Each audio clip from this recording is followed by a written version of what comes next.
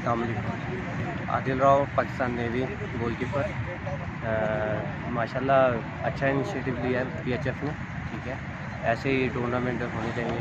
Corona के बाद ये बहुत अरसे बाद ये टूर्नामेंट हुआ है, ठीक है। ऐसे ही डोमेस्टिक लेवल पे हॉकी होनी चाहिए, इंशाल्लाह हमारी इम्प्रूवमेंट होगी। अच्छा आदिल, आप जैसा कि आप नेवी की तरफ से आप बहैसियत गोलकीपर खेल रहे हैं, आप अपनी टीम की परफॉर्मेंस के बारे में क्या कहेंगे?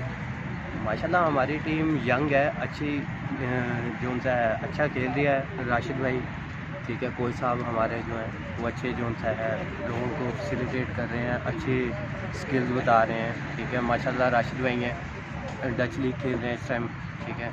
तो अच्छी जो उनसा है वो कोचिंग कर रहे हैं हमारी। अच्छा आदिल, आपकी क्या ख्वाहिश है बहैसियत गोलकीपर? आप कहाँ अपने आप को समझते हैं? आपका टारगेट क्या है? मेरा टारगेट यही है कि मैं पाकिस्तान के लिए इंशाल्लाह कुछ ना कुछ